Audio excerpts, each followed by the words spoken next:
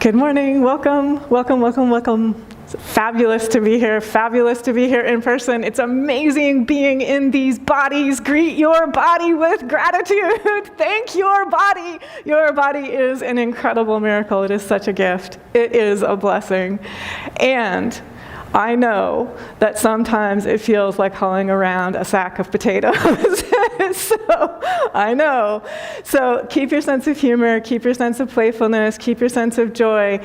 The beautiful thing is that our eternal self greets every single one of us always, no matter what we look like, no matter what we feel like, in the perfect words of the Upanishads, and I'm about to quote them. This is what the divine in us is saying to the humanness in us all the time. Oh, ye inheritors of immortal bliss. That's how the soul in us is greeting all of us always. So, and this is true even when the human aspect of ourselves feels cranky or stretched or tired or confused or distracted or exhausted. So I came across a fabulous translation of an Adi Shankar phrase. Adi Shankar helped codify the non-dual teachings from the yogic tradition, which became known as Advaita Vedanta. And Adi Shankar says that in our pure, clear, eternal awareness, we are beingness itself. So we are that immortal bliss itself. We get infatuated, he says, by the illusions of the world. And so that just struck me, it just struck a bell. Like, so there's an aspect of humanness, an aspect of all humans that gets infatuated with illusion. And the deepest illusion is feeling separate. So if we feel separate, signs of that are that fear is present. And when fear is not present, that's a sign that faith is present, or direct connectedness with that eternal awareness is present. And so for each of us, that's what we're inviting ourselves to do, is to let go of the infatuation of separateness, the illusion of separateness, and to recognize that everything that we look upon, and this is where we're starting to get to the title of today's meditation talk, we are seeing God. So everything we look upon, we're seeing God. And we're letting go of the illusion. There's just like a screen that's in front of our awareness that is formed by our personality. So that is formed by our likes and our dislikes, by our own opinions, by our own concepts and our own ideas. And the second that we can allow that screen to soften or to melt away into the light, we see God everywhere. We see God all the time. And so the teachers of all sorts of traditions of truth remind us of this. And so the way that Jesus puts this is Matthew chapter 5, verse 8. He says, "The pure in heart shall see God." So we're reminding ourselves that each of us has this capacity to be pure of heart and to see God. And what the yogis say, and I'm going to share with you something from Swami Vivekananda, the yogis say, do you see how you are seeing God all the time? It's here. It's now. It's non-separate from this wonderful, beautiful, sometimes really interesting experience in the realm of time and space. We're always seeing God all the time. And so we're asking to clarify our own awareness, our own heart, our own inner connectedness with beingness so that we are aware, I am seeing nothing other than God all the time. And it's honest to acknowledge that for most humans that involves practice. So the way that Ramana puts that, he says, as long as the ego is present, practice is required. So until the ego melts away and we are established in that direct connectedness with the divine always, until we always feel the energy of natural joy of our own beingness, until we have immediate access instantly to the energy of forgiveness, if the occasion for forgiveness seems to arise in the time of space, until that moment when we are so established that there's no gap between noticing that something awkward arises in the realm of time and space and you see God right there, then we get to practice.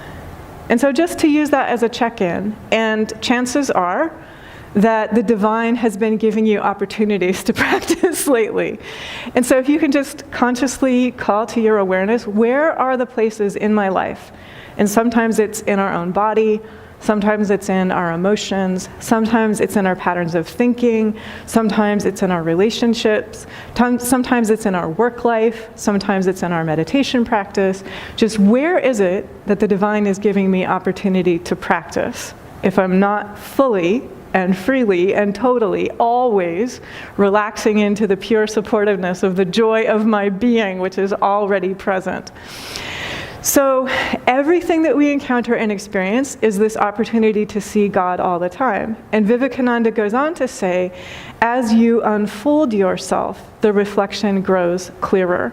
And so I'm just going to share some entry points into that. So one way to put this is, every human lifetime is an opportunity, an invitation, a joy, an urgency involved around how much of the light within me can I unfold in this humanly impossible situation.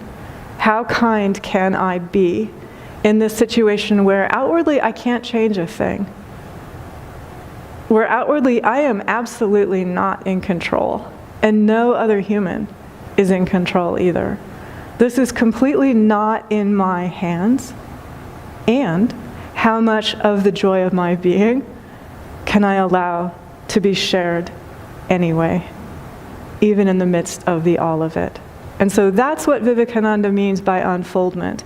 As we allow, another way to put this, as we allow the power, the energy, the potency, the purity of our own soul to unfold within us, it becomes increasingly not relevant whether we feel strong or weak physically, because the light of the soul is just booming forth, it's just shining forth, it's just beaming forth.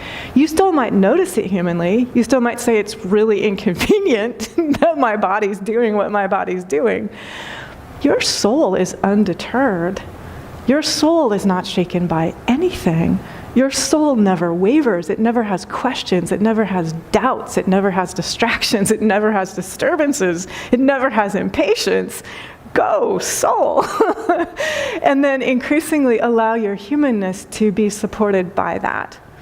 And so humanly, you probably can notice where you have distractions, where you have disturbance, where you have impatience, where you allow yourself to feel distress, where you allow yourself to feel, well, that's just not the way that should be. And the yogis and the Buddhists emphatically, with absolute clarity, say that as soon as we move beyond personality, as soon as we move beyond our own individual likes and dislikes, the chains fall away. And we are free, and we are able to greet the divine everywhere, in absolutely every form. So for each of us, that's what we're invited to do, is to unfurl the eternal light, that pure awareness, that gentle, supreme, inexhaustible kindness within ourselves in the human situations that seem most painful, that seem most difficult, that seem most exhausting, that seem most impossible. And so that little, it's a contradiction only to the human mind. That will always be here, as long as the realm of time and space is here, and as long as we are thinking that that's primary. That opportunity, that invitation will always be here. As soon as you connect with beingness, and the words and the teachings, the scriptures, they're always pointing us beyond name, beyond form, beyond words, to the reality of pure beingness. As soon as you connect with pure beingness, you see wholeness all the time, no matter what is happening with form, no matter what is happening with name, no matter what is happening in relation to your personal likes and dislikes. And so that's why you're always free. So a couple of practices and a couple of stories. You'll like this one. It's a really fun practice. This is from the Buddhist tradition, and it's said, the origin of this practice is there was a student of the teachings who couldn't remember anything. So So he would, I'll just use as an example, the pure in heart shall see God. He would try to remember that. It would take him 6 months, and he would still be forgetting that phrase. And so he tried and he tried and he tried, and it just wasn't working. He couldn't remember anything. And so his teacher said, okay, so here's the practice for you. Here is a cloth to clean the temple. And as you clean the temple, say to yourself inwardly, clean the dust, purify the mind. So that was the practice. That was the only practice that this student engaged in. The student cleaned the temple and quietly, inwardly, while cleaning, said, clean the dust, purify the mind. And this student realized the truth. That is how powerful that practice is. And so for those of you who like cleaning, for those of you who don't like cleaning, practice this. It absolutely works. It works while brushing your teeth, by the way, too. If you brush your teeth and you say, clean the dust, purify the mind. It works if you're cleaning your car. Clean the dust, purify the mind. It works if you're getting dust off of things in your house, or you're down mopping the floor. Clean the dust, purify the mind. You can feel, you can feel directly that energy of spiritual purity and clarity and awareness. And so it's also consistent with a teaching that comes from our line of teachers. Lahiri says that without inner purity, there is no progress spiritually. And so this is a direct way to help yourself move forward. So whatever your chores are, it might or might not involve getting down on your knees and scrubbing the floor. It might or might not involve washing dishes. Whatever your chores are, no matter what they are, clean the dust, purify the mind, and allow yourself to feel the freedom and sort of like that sparkling energy of wisdom that we access as soon as we connect with that energy of purity within ourselves. And again, just practice it for a week and notice what you notice. It's really fun and it's really joyful. It's really freeing. So that's the other thing, just to remind ourselves, is our own true nature, our natural state of being is the energy of pure joy, which is also one with the energy of supreme love, kindness, wholeness, helpfulness, happiness, gladness. The energy that's present in nature, the energy that's present in animals, if we are close with animals, the energy that's present in that newborn child that we love to embrace, and we feel that perfection and that beauty and that wholeness. And the divine in each of us, and through our meditation community, through the teachers, through the teachings, embraces us and reminds each of us, you are that perfection. You are that wholeness. You are that unbrokenness. So there's a real blessing and benefit when we practice together. Thich Nhat Hanh says we have to practice on our own, we have to practice in community. And one of the reasons why is because when you practice in community, you can see how people from all different walks of life, all different backgrounds, are doing their best to live the truth. And that is incredibly inspiring, incredibly fortifying. And it helps us keep our feet to the fire, helps us keep our feet on this good green earth, being here to be as hopeful and as kind and as cheerful and as patient and as generous as we possibly can be. And it helps remind us that no matter what we're seeing with our outer eyes, no matter what we're seeing with our human eyes, unbroken wholeness is the underlying reality. And so the next story that came to me to share, because I came across it this week and it made me smile, so I thought it might do the same for you. This is a story about a student who was devoted to the teachings of Advaita Vedanta, so the teachings of not two-ness, the teachings of absolute oneness, the teachings that remind us that there is only one without a second. So everything that we're seeing in the realm of time and space, that's the one. That's the divine, that's the beloved, whatever your word for it is, that's the energy of pure awareness greeting us in that form. So this is a story about a student of the teachings of non-dual awareness, and he was on a train platform. Right before the train moved into the station, he fell onto the train tracks. And the train was already in motion to move through the station, and they couldn't stop the train. And so he laid there on the tracks, and like a mantra into his mind came the words, "Don't lift the head, don't lift the head, don't lift the head." And he listened, and the length of the entire train passed over him, and he was still here. And his cap and his glasses, his spectacles was what he called them, had been knocked off of his face. The train had run over those, and they also were still whole. So he wore that pair of spectacles with those lenses for many years thereafter. And to me, that is such an amazing story about the vision of unbroken wholeness. The way that the human body can sometimes be thrown on the train tracks. It happened. It was terrifying for him. It was not fun. And full disclosure, he ended up in the hospital for a week. He had sutures, was his word for it. He healed. And afterward, he said, "I have no idea why I'm still here. I have no idea why the divine did that, but that was all grace."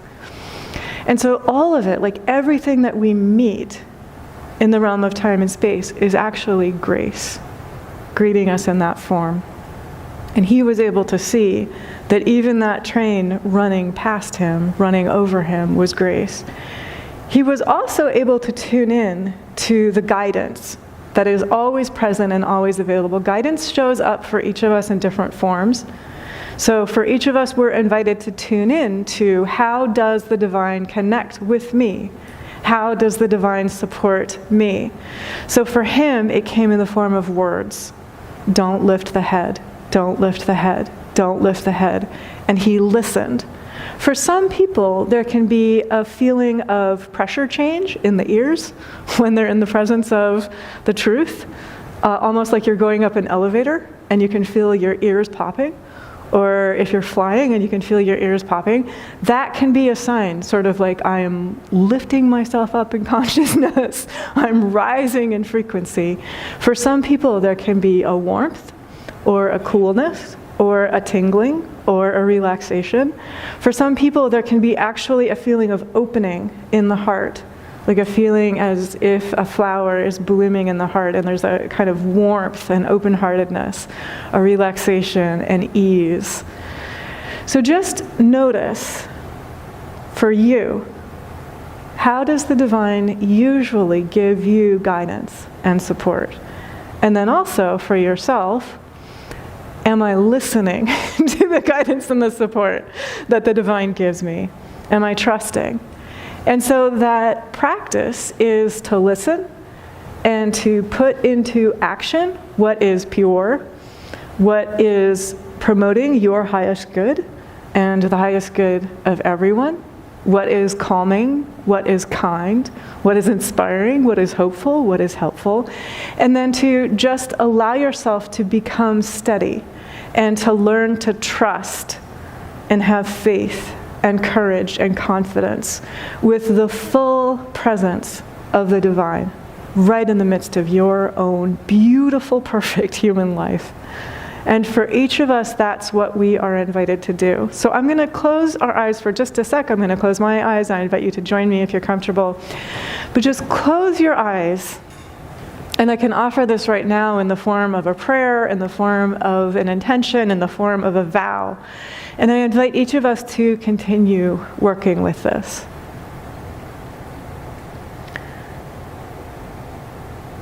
Opening to the pure awareness that is always present, that is already here. How can I relax the barriers, the doubts, the distractions that I may have been creating for myself?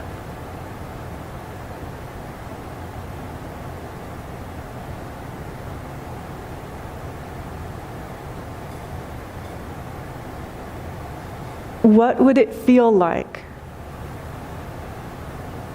to trust that with healthy humility, divine grace is fully here, pure awareness, absolute joy of being is right here.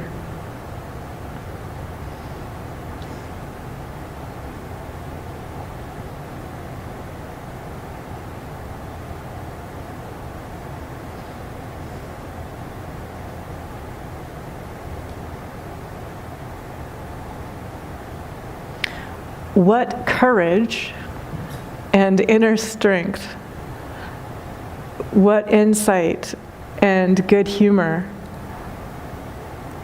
what generosity becomes available as I directly feel the way the divine, the way the beloved, the way the Supreme Self supports me.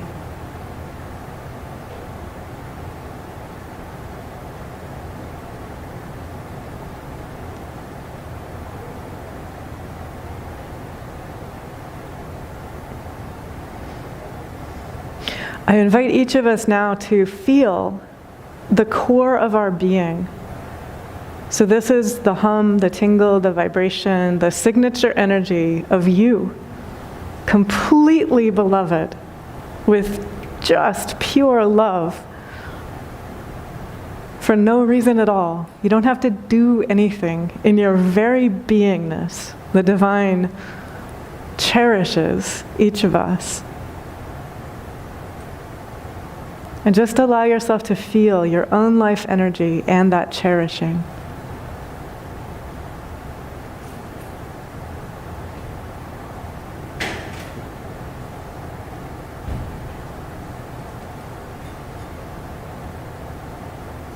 And then notice what becomes possible without opening your eyes. If your eyes are closed, keep them closed. In consciousness, reach out and connect with the divine that is equally present in everyone who is meditating now. And you can feel there's a lattice of connectedness that immediately strengthens when you do that. And so just allow that network of light, it's like a honeycomb of consciousness, of pure love, to become even more clear and coherent, even stronger and brighter.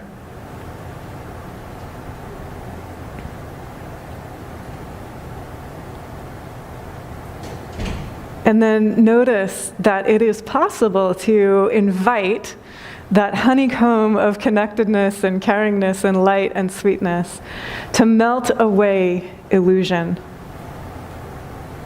So just offer up the illusions, the distractions, and allow them to be melted away by the light.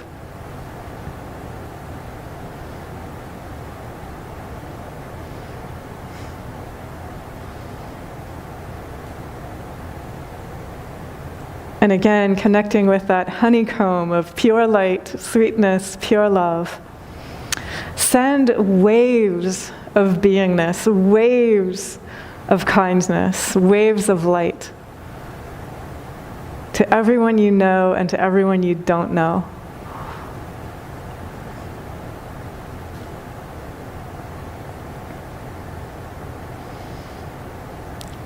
Adi Shankar tells all of us, each of us is a wave of beauty. You are pure energy seeming to take the form that you are seeming to take right now. You are a wave of pure beauty, a wave of pure bliss.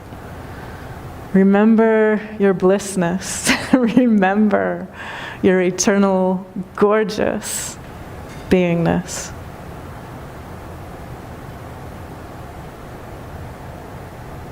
And in that full, direct, clear, relaxed, exuberant self-remembrance, silently allow your soul to tell you, what does my soul want me to know right now about seeing God?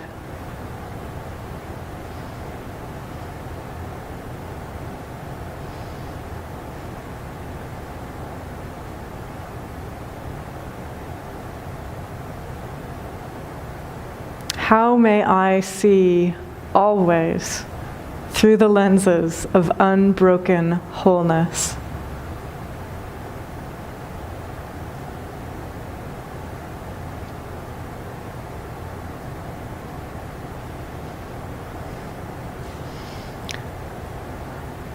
What becomes possible as I live the joy of being? Remembering that bodies come and go, beingness just is.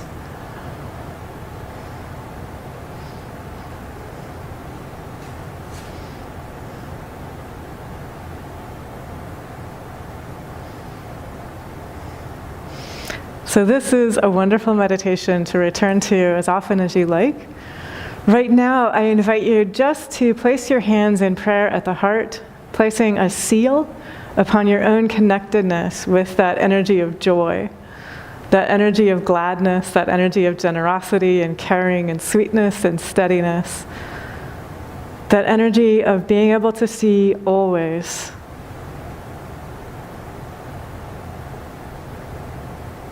That which the pure of heart see, that which becomes visible when we let go of the dust, when we purify the mind, that which is nothing more and nothing less than our own joy of being, already present, always here, always available, always kind, infinitely strong and courageous and steady, always resourceful.